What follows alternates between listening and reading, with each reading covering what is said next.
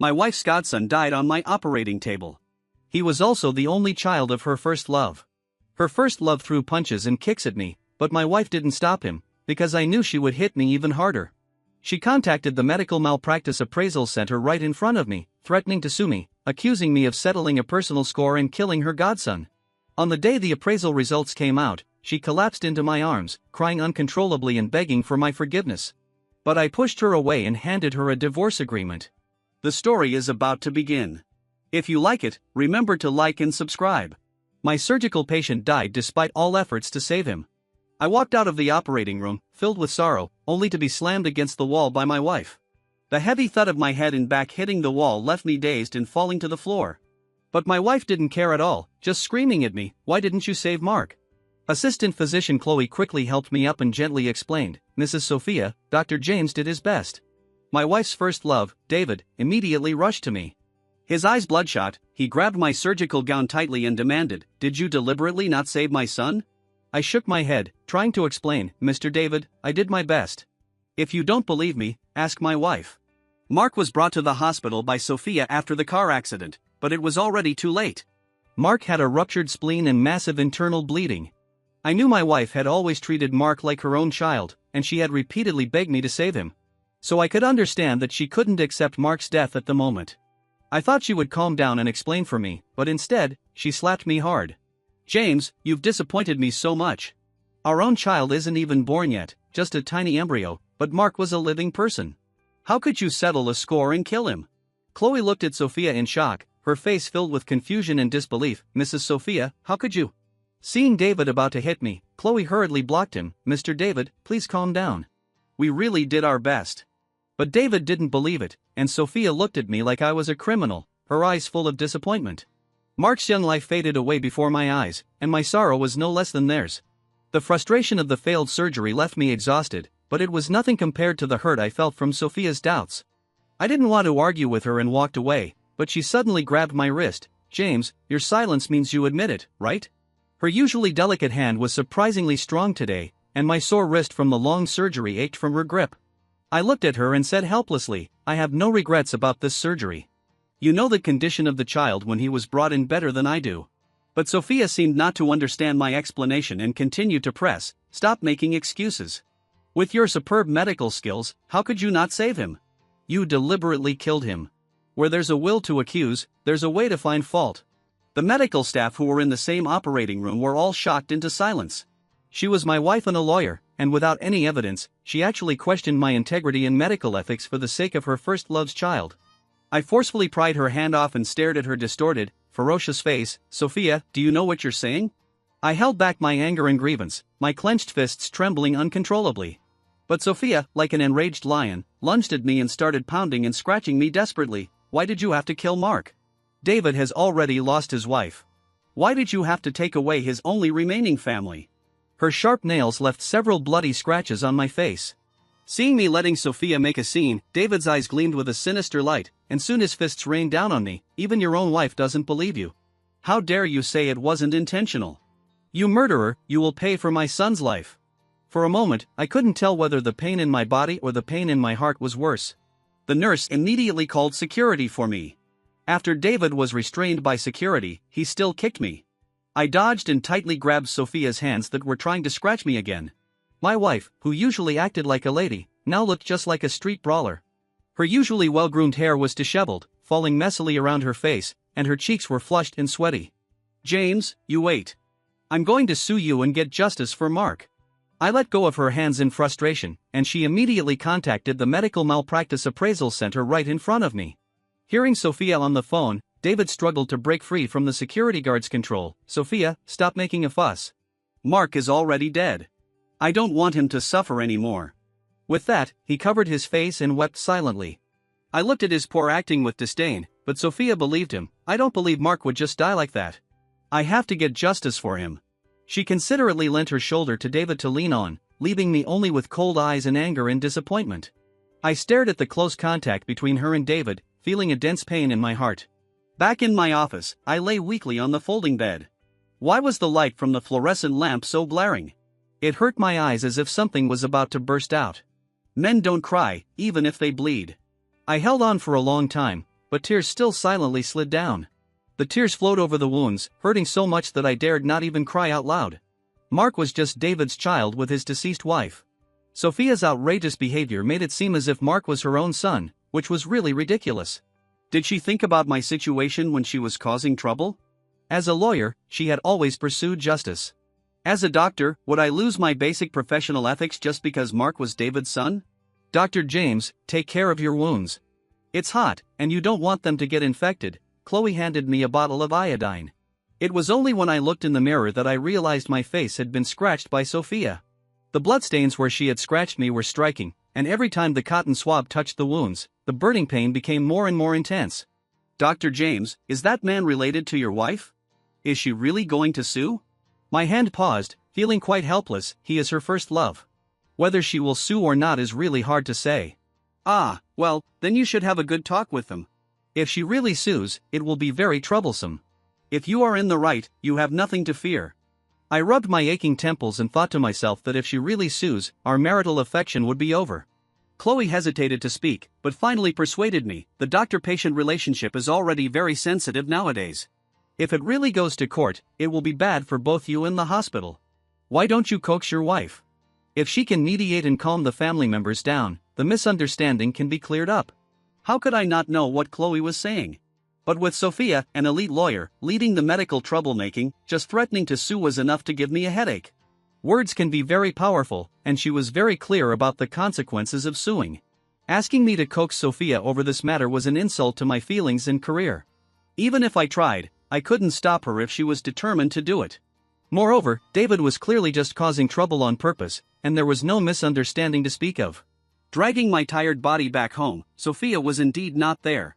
Lying in bed, I repeatedly recalled the surgical process, reflecting on my decisions and abilities. Did I really not have a hint of selfishness? As soon as this thought came to my mind, I was so shocked that I broke into a cold sweat. I slapped myself hard a few times. James, stay awake. At that moment, David sent me a video. Dr. James, you are not worthy of being a doctor. If I were you, I would be so ashamed that I would commit suicide. It turned out that the morning's medical troublemaking had gone viral.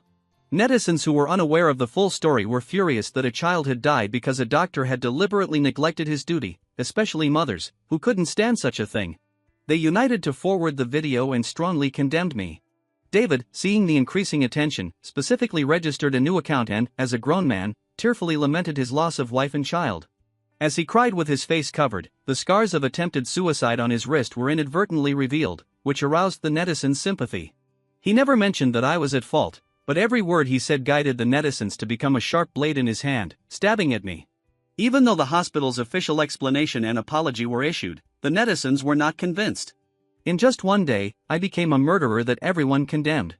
Sophia stayed out all night, not answering her phone or replying to messages. She coldly watched as I and the hospital were in a difficult situation, without defending me even once. She even posted a photo of a lawsuit in David's comments section, with the caption "Condolences, I will get justice for you." I understood that she was serious.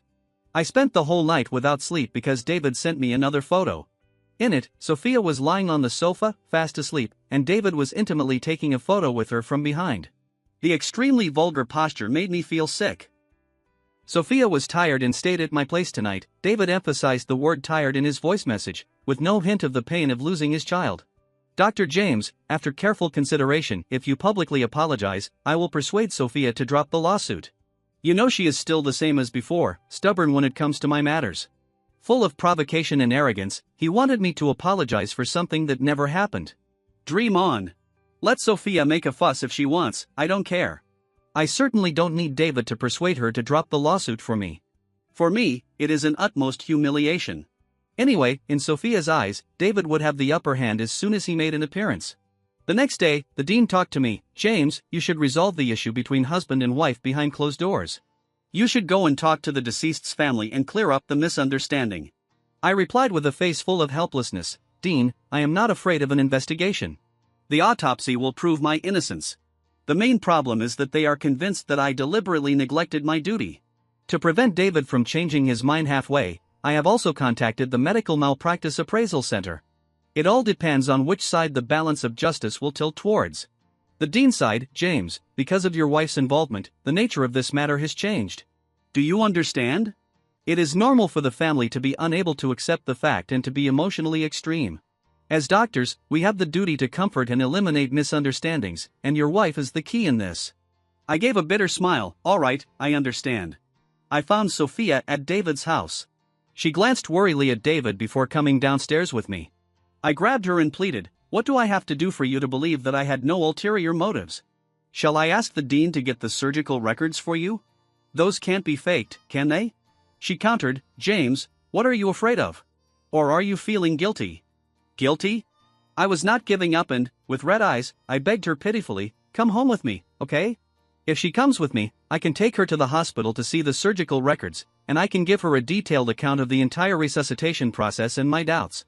But she coldly replied, David has not been in good shape these past few days. If anything happens to him, that would be a disaster for you. Before the results are out, we should not have too much contact, otherwise it would be unfair to my client. Under the guise of doing something for my own good, she was going to accompany another man in a very proper manner.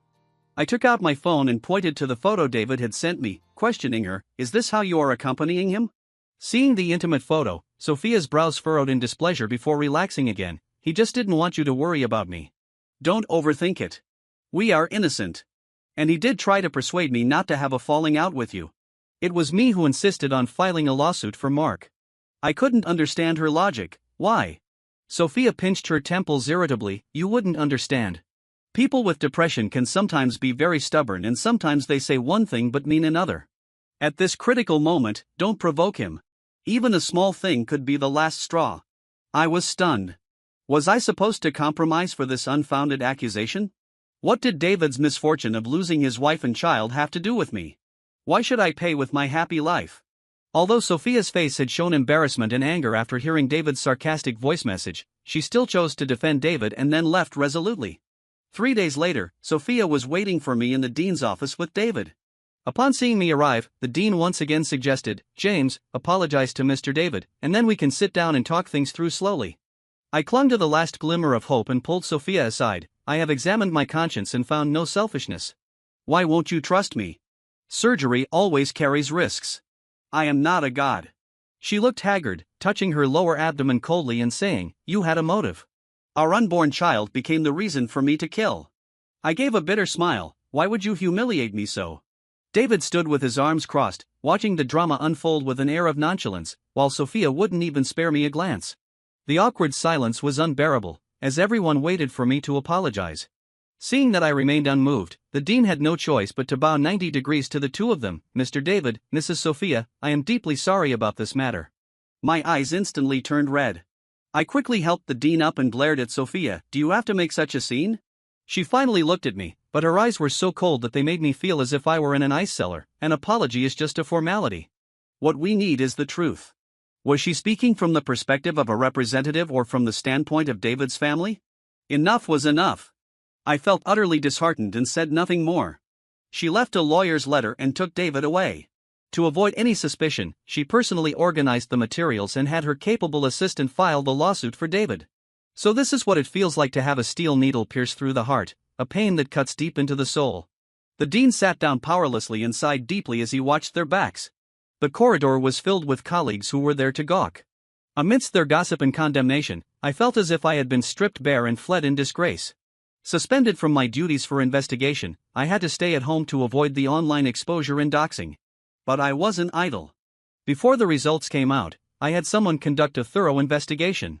A month later, the investigation results and the medical malpractice appraisal results came out one after another. After receiving the appraisal results, Sophia finally decided to come home. However, she hesitated at the door, unable to bring herself to enter for a long time. When our eyes met, the girl whom I had cherished and nurtured with love, once as beautiful as a rose, now looked haggard and lifeless. After a long while, she burst into tears and threw herself into my arms. Honey, I was wrong. Will you forgive me? What did she want me to forgive her for?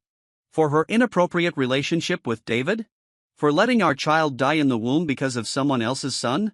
For baselessly slandering and insulting me? For watching me be exposed online, doxed, and still kicking me while I was down? A dull pain struck my chest. I pushed her away mercilessly and handed her a divorce agreement. Without even looking at it, she tore it to shreds and cried uncontrollably, Honey, don't divorce.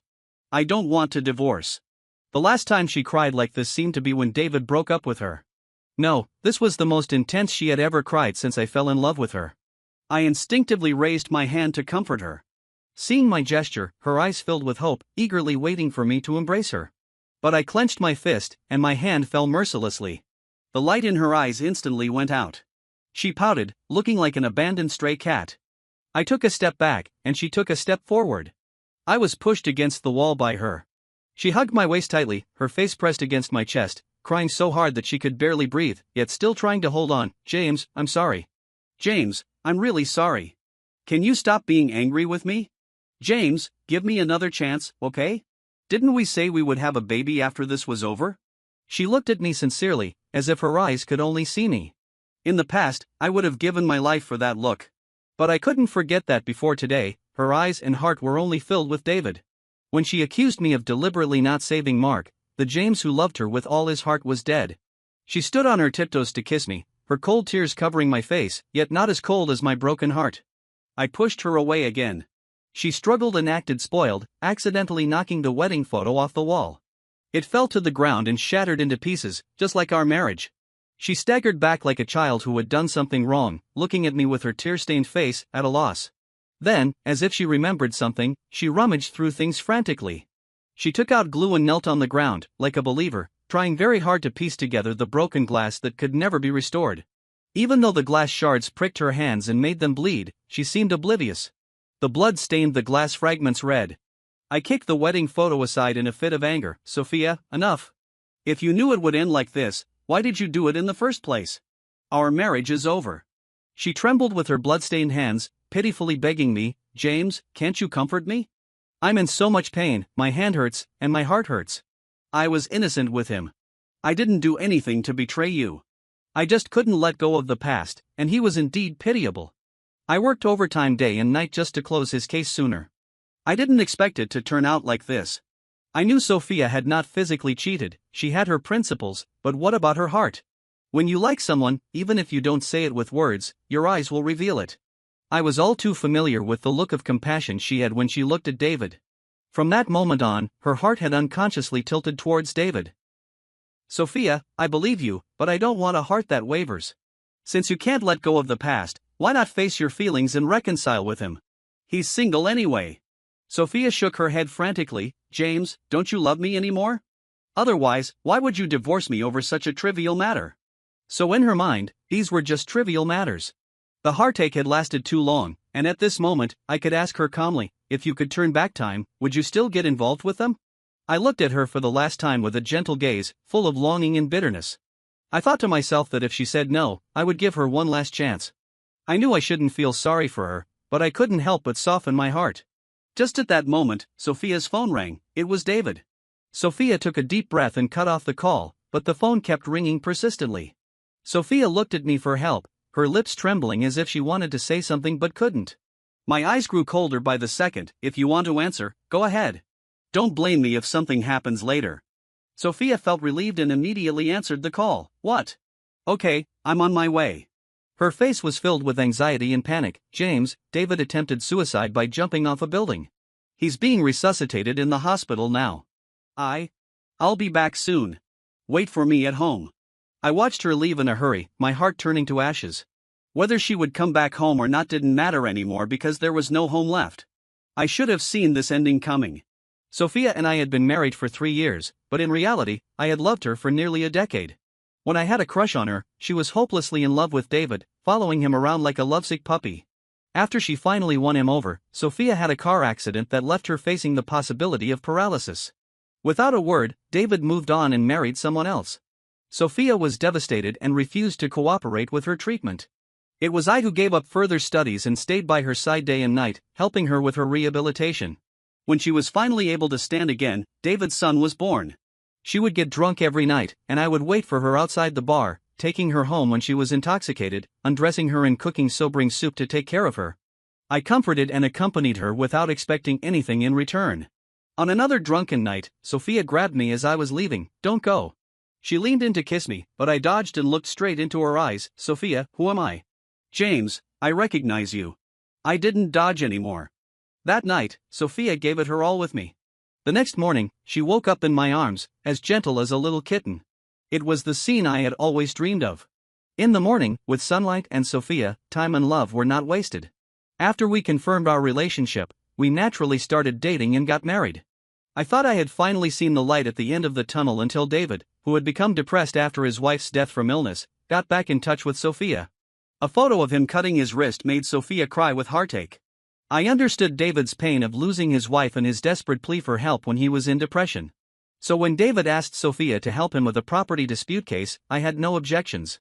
In order to help David reclaim his late wife's property, Sophia was extremely busy. Whenever I showed a bit of irritation, she would wrap her arms around my neck and act coquettish. "Honey, I'll definitely spend quality time with you once I'm done. And then we'll have a baby." Every time, I believed her words without a doubt. Until she pulled all-nighters at the law firm for David's case. I couldn't help but chide her. "Honey, he's just your client, not your husband, and you're not his son's mother." Sophia, rubbing her temples impatiently, replied, "Honey, can you stop making a fuss? I'm already exhausted. I just feel bad for him. How could this not be jealousy? If she didn't like me mentioning David and his son, couldn't I just keep quiet?" But it seemed that wasn't enough. She was not only busy with the case but also helping David take care of his feverish son, to the point where she didn't even realize she was pregnant. Exhausted from being infected with the flu by Mark, our first child was lost without any illness. She wouldn't even take proper rest after the miscarriage and continued to run around for David. I lost my temper with her for the first time, scolding her for not knowing her priorities and boundaries. The unborn child became a thorn in my heart, a thorn that became the reason she sued me for not saving Mark, and it also drove her further away from me. Our 3 years of relationship meant nothing compared to David. The appraisal results proved my innocence, but David's suicide attempt put me back in the firing line. I went from being a murderer to a homewrecker. People who didn't know the whole story advised me to let go, saying that the one who is not loved is the third wheel. I just found it absurd and laughable. Looking at the documents in my hand, I gave Sophia a call for the last time. "Out of consideration for our past as husband and wife, David is just using you. Stay away from him if you don't want to ruin your reputation." Sophia hesitated for a moment. "Honey, I'll wait until his emotions stabilize." I hung up the phone with a click. Good advice is hard to take for those who are determined to make a mistake. If she wanted to jump into the fire, that was her choice. I took the evidence to David's brother-in-law, Robert. The man glanced at me disdainfully. "Dr. James, if you can't win back your wife, why are you coming to me?" I knew he looked down on me. A man who couldn't keep his wife was indeed useless. "Don't you want to know how your sister and nephew died?" Robert's body froze as he was about to close the door. He breathed heavily. "What do you mean?" "Literal meaning. I think you understand." Robert put away his contempt and ushered me into the house. Without saying more, I handed him the documents. Robert's hands trembled as he read through all the materials, his eyes bloodshot with anger. "So it was that bastard who killed my sister and nephew." When David repeatedly refused the professional psychologists I recommended, I became suspicious. Logically, if he truly had a deep love for his late wife, no matter how hard it was to accept the blow, a normal person wouldn't neglect their child. If he really had depression, he would actively seek treatment. Mark was the product of their love, yet David didn't seem to care much about him, instead focusing all his attention on Sophia, to the point where Sophia cared for and loved Mark more than his own father. Mark had become a tool for David to gain Sophia's concern and emotional value. My doubts reached their peak when Mark died. The amount of bleeding in Mark's abdominal cavity clearly did not match the situation of being immediately brought in for resuscitation after a car accident. Even if David hadn't caused trouble, I would have called the police to thoroughly investigate the matter. I strongly suspected that Mark had already suffered a severe blow to his abdomen before the accident. For this reason, I asked a friend to review the surveillance footage from when Mark had the accident. Unfortunately, the camera only captured the moment Mark was hit and sent flying. Soon after, Sophia and David appeared in a panic. I didn't suspect Sophia of tampering with anything because she genuinely treated Mark like her own son. After Mark's death, David focused all his anger on me, without mentioning the hit-and-run driver at all. The data showed that Mark was hit by a car that had slipped while parked by the roadside. Coincidentally, it was an unlicensed vehicle, and the original owner had already passed away. I watched the surveillance video many times over. The angle and force of the impact should not have caused such severe injuries to Mark. Too many coincidences could only mean it was a meticulously orchestrated plan. My first thought was David. Initially, when David showed little interest in his son, I warned Sophia that something was off. "Honey, does David really have depression?" If he truly loved his wife, he shouldn't be constantly threatening suicide, even considering their child. But she always excused him, saying he was a depression patient. She said, "How can you think like that? David does care about Mark, he's just overwhelmed. Besides, Mark is already 7 years old, he should understand." I visited Mark's teachers and got a shocking result. The teachers strongly suspected that Mark had depression and sleepwalking, but David denied it. Several times during nap time, Mark would sleepwalk out of the classroom, calling out "Mommy, Mommy." When Sophia picked Mark up from school a few times, he was extremely averse to her, even hiding in the restroom to avoid leaving school. Some classmates had heard Mark muttering in the restroom, "I don't want that bad woman to be my mom, she killed my mom." The bad woman he referred to was Sophia. Mark's mother, Mia, had a congenital heart disease. Before her death, Sophia and I were very close, and she had completely cut ties with David. So why did Mark say that Sophia had killed his mother? Mark was already dead, but the body speaks. The autopsy report confirmed my suspicion. Mark had already suffered a severe blow before the accident. The out-of-control car only broke his ribs and worsened his condition. What's more terrifying is that a large amount of fluoxetine was found in Mark's organs, a drug that only depression patients need to take. In other words, even if Mark hadn't been hit by the car, he would have died from an overdose of the medication. As the saying goes, even a tiger doesn't eat its own cub. I also began to suspect the cause of David's wife's death. But Mia had already been buried, and that was the extent of the information I could gather. This was also the reason I sought out Robert. Initially, Robert also thought that Mia had died of a sudden illness. He didn't expect that his sister's death was suspicious until David always prevented Robert from seeing Mark. Robert then tested David, using the excuse that David was not good at managing things to take over Mia's estate on her behalf. Sure enough, David refused. This further convinced Robert that David was up to something. Sophia was well known in property disputes, so David pretended to be deeply in love and used a photo of himself attempting suicide to get to Sophia. Little did he know that it was Mark who truly suffered from depression. So David faked his own depression and gave his son antidepressants because he couldn't let Robert know that Mark had depression. But Robert was persistent about holding onto the shares and always wanted to take Mark away, which completely panicked David. Why didn't you expose David when you knew he was problematic? Looking at the dates on the investigation materials, Robert expressed his confusion. I smiled without answering. Clearly, before the appraisal results came out, if I had handed over this evidence to the police, I could have proven my innocence. But considering that Sophia was deceived and I didn't want her to be involved in this murder case, which would ruin her career and reputation, this was the last thing I could do for her before our divorce. Unfortunately, she was blind to the truth, and everyone must pay the price for their choices. What exactly caused Mia's death was no longer my concern. After handing over the materials to Robert, I left. How Robert would use the information was no longer my business. But I knew David's suicide attempt this time had ulterior motives. Once my innocence was proven, the netizens who had once cursed and insulted me were silenced. Frustrated and embarrassed that they had lost their target, they naturally turned to blame David for manipulating public opinion. So his live broadcast of the suicide attempt was, on one hand, to gain sympathy from the public to clear his name, and on the other hand, to deceive Sophia so that she would continue to defend him. Because David didn't expect the autopsy to be so detailed that it would reveal the true cause of Mark's death. But this didn't stop him from gloating over his so-called victory with me. In the video he sent me, he was lying in bed, pitifully complaining to Sophia, "Sophia, it's all my fault. I neglected Mark's psychological condition. I didn't expect him to have depression at such a young age. I didn't know he had taken my pills." What a lame excuse. Even after Mark's death, he still tried to shift the blame onto his son. How shameless. And Sophia, of course, believed him. She comforted David, "The deceased are gone, David. You should look forward, and everything will get better." David held her hand, his face full of deep emotion. "Sophia, you will always be with me, won't you?" Sophia looked pained, and finally, she nodded slightly. "I will do my best to prove your innocence to the police." For some reason, when Sophia said this, her tone was extremely strange, but I didn't think much of it. Because at that moment, my heart was dead, with no possibility of reigniting. Sophia didn't come home until 3 days later. I stood at the door, coldly watching her, and once again handed her the divorce agreement. "Let's divorce. If you don't agree, I'll have no choice but to file a lawsuit." Sophia looked at me in astonishment, expressing her confusion. Have we really come to this point?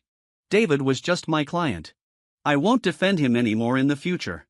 I shook my head. It's over between us. Sophia's eyes reddened as she refused to sign, and after a long silence, she said, "It was me who caused Mia's death. I just wanted to make up for my mistake. I don't know how it turned out like this." At that moment, I felt as if my blood was flowing backward. Looking at Sophia, I felt she was a stranger to me. "You say it was you who killed Mia?" Anger overwhelmed me, and I roared furiously, "Then why didn't you tell me? Did you know all along that David had beaten his son? How could you cover up the true cause of Mark's death for David and accuse me of deliberately not saving Mark? I can accept that Sophia doesn't love me, but I can't accept that she deliberately framed me." Sophia clutched her dress tightly. "If I say I only found out from the appraisal results, would you believe me?" I thought it was absurd and shook my head helplessly. "Sophia, what makes you think I would believe you? You all insisted that I deliberately killed Mark. Didn't you find it strange that David didn't agree to an autopsy? Or have you loved him so much that you blindly trust him?" Sophia hugged her head and squatted on the ground, crying uncontrollably. "He said he didn't mean to hit Mark. He just lost control of his emotions. He didn't know Mark had taken the pills. He was so regretful and blamed himself that he attempted suicide. How could I just stand by and watch their whole family perish? But I never expected that he was deceiving me, using me." The last few words, Sophia shouted. The taste of betrayal, she had experienced it too. "James, I regret it. There is always something detestable about a pitiable person."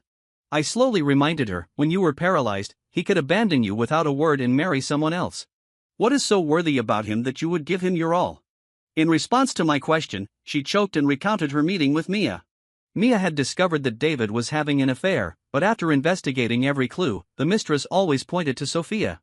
Mia, under the pretext of consulting on a case, arranged to meet with Sophia. Sophia, who was wrongfully accused of being the mistress, flew into a rage when she understood the reason and retorted to Mia, "If it weren't for you stealing David away back then, David and I would have had a big family by now." In her anger, Mia took this as an admission of guilt from Sophia and slapped her, threatening to ruin her reputation. As a result, Sophia was fine, but Mia had a sudden heart attack that night and died. Sophia felt guilty and uneasy about it. She believed that her angry words had caused Mia's death, so she kept it from me and David, trying to atone for her actions. No wonder one day when Sophia came home, her face was flushed. It turned out she had been slapped by Mia. But now, she realized she was just a pawn in David's game. This morning, the police took David away from the hospital on suspicion of intentional murder. The diary that Mark had hidden in the crevice of his bed was also found by the police. The diary, with its crooked handwriting, read, "Today, Dad hit me because I discovered his secret with that woman. I had misunderstood Aunt Sophia. Mom wasn't killed by her.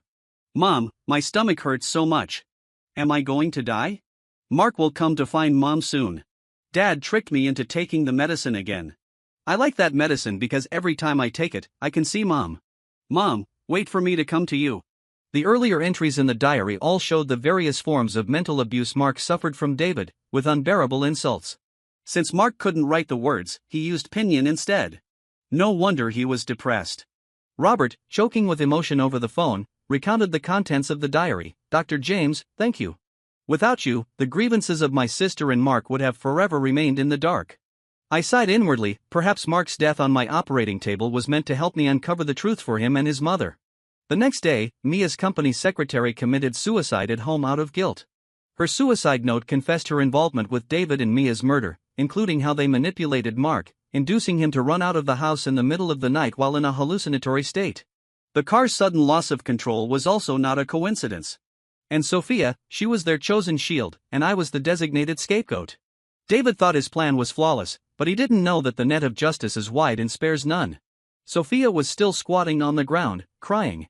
I didn't know whether to sympathize with her or call her foolish. I remembered that day when she met with Mia very clearly because she came home and cried in my arms for half the night. No matter how I comforted her, she wouldn't say why she was crying. 3 days later, she got drunk in a bar because she found out that Mia had a sudden heart attack and died at home after meeting with her. Even when she was drunk, she only said that she was having trouble with her case and needed to relax. Maybe at that time, her heart had already wavered. She didn't trust me, she was afraid that I would also suspect her of being David's mistress. But she didn't know that I had always been giving her a chance, which she failed to cherish. The end of this marriage could only be described as her own doing. Her surging tears could no longer arouse any sympathy from me. The secretary's suicide and suicide note, along with Mark's diary and the medical malpractice appraisal results, exposed a premeditated murder. Sophia, once an elite lawyer upholding justice, suddenly fell from grace and became an accomplice to evil. She finally felt the pain I had once suffered from online bullying, but she only cried and begged me, James, if I could do it all over again, I would stay far away from them. No, I would never have fallen in love with him in the first place. I would only love you. I got the answer I wanted, but it was too late. Sophia, there are no what ifs in this world. She fell to the ground in despair, flipping through the divorce agreement page by page, like a child who had lost everything. James, can you give me another chance? I was probably exhausted, and Sophia fainted at my feet. I felt uneasy. After taking her to the hospital, I inexplicably opened her phone. She had actually confessed to harboring the murderer David. The flood of insulting messages in her phone was even more humiliating than what I had received. I was innocent, so I ignored them completely, but Sophia, she replied to each one of those insults. She treated those insults as a way to atone for her sins, sincerely admitting her mistakes, and allowing strangers on the internet to attack her personally. She even replied to every single one of those unbearable messages. I didn't know what she was trying to do until the doctor told me, Dr. James, your wife is 2 months pregnant, and the situation is not good. I thought I had heard wrong.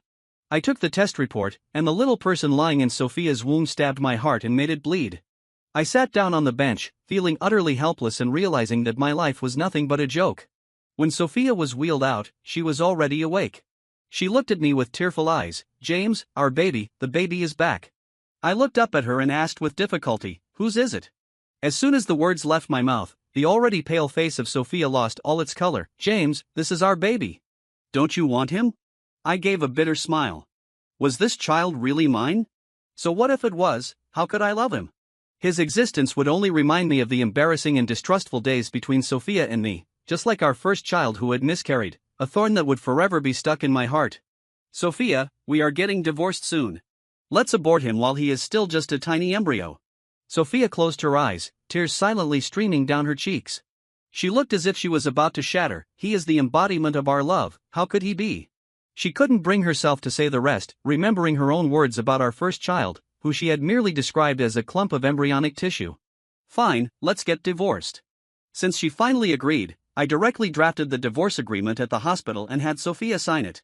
Seeing how eager I was to divorce her, her eyes were filled with nothing but sorrow and despair. I had never known that I could be so heartless towards Sophia. I had already prepaid the medical expenses. Since she was still in the early months, let's arrange the surgery in the next few days. My affairs are none of your concern. I am the mother, and I will decide whether he stays or goes. I couldn't understand the significance of her stubbornness and regret now. Why do people always realize the value of something only after they have lost it? Perhaps the child himself was sensible, knowing he had chosen the wrong parents. Before she was discharged from the hospital, Sophia had a threatened miscarriage. I went to see the child and took him away to be properly taken care of. The last connection between Sophia and me was completely severed. After the cooling-off period ended, at the entrance of the Civil Affairs Bureau, Sophia had become very thin. James, can we really not go back? I pursed my lips tightly and walked straight into the service hall. As the steel seal was stamped down, a heart-wrenching love came to a complete end. I picked up my old dream again and went abroad for further studies. Later, I heard that Sophia defended Mark and Mia with all her might and brought David to justice. She often stood alone in front of a tombstone, staying there for the whole day. On a drizzling day, we passed each other by, no longer recognizing each other.